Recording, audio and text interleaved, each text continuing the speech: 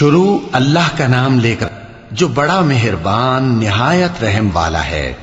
وہ جو نہایت مہربان ہے اسی نے قرآن کی تعلیم فرمائی، اسی نے انسان کو پیدا کیا، اسی نے اس کو بولنا سکھایا۔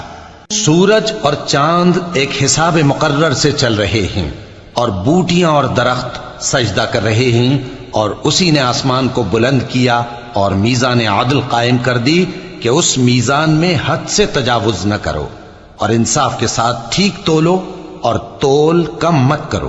اور اسی نے خلقت کے لیے زمین بچھائی، اس میں میوے اور کھجور کے درخت ہیں جن کے خوشوں پر غلاف ہوتی ہیں، اور اناج جس کے ساتھ بھس ہوتا ہے، اور خوشبودار پھول۔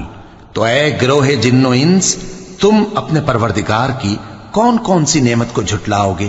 اسی نے انسان کو ٹھیکرے کی طرح کھنکھناتی مٹی سے بنایا اور جنات کو آگ کے شعلے سے پیدا کیا، تو تم اپنے پروردگار کی کون کون سی نعمت کو جھٹلاؤ گے؟ وہی دونوں مشرقوں اور دونوں مغربوں کا مالک ہے، تو تم اپنے پروردگار کی کون کون سی نعمت کو جھٹلاؤ گے؟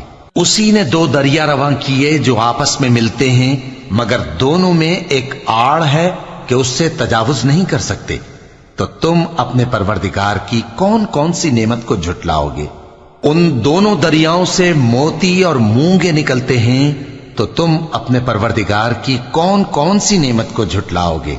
اور جہاز بھی اسی کے ہیں جو سمندر میں پہاڑوں کی طرح اونچے کھڑے ہوتے ہیں، تو تم اپنے پروردگار کی کون کون سی نعمت کو جھٹلاؤ گے؟ جو مخلوق زمین پر ہے سب کو فنا ہونا ہے، اور تمہارے پروردگار ہی کی ذات جو صاحب جلال و کرم ہے باقی رہے گی۔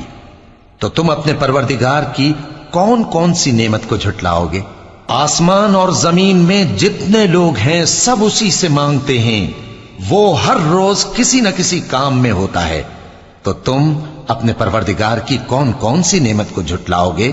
اے دونوں جماعتوں، ہم ان قریب تمہاری طرف متوجہ ہوتے ہیں، تو تم اپنے پروردگار کی کون کون سی نعمت کو جھٹلاؤ گے؟ اے گروہ جن و انس، اگر تمہیں قدرت ہو کہ آسمان اور زمین کے کناروں سے نکل جاؤ تو نکل جاؤ، اور زور کے سوا تو تم نکل سکنے ہی کہ نہیں، تو تم اپنے پروردگار کی کون کون سی نعمت کو جھٹلاؤ گے؟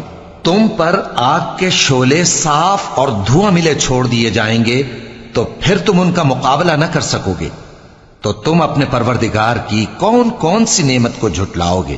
پھر جب آسمان پھٹ کر تیل کی تلچھٹ کی طرح گلابی ہو جائے گا تو وہ کیسا ہولناک دن ہوگا، تو تم اپنے پروردگار کی کون کون سی نعمت کو جھٹلاؤ گے؟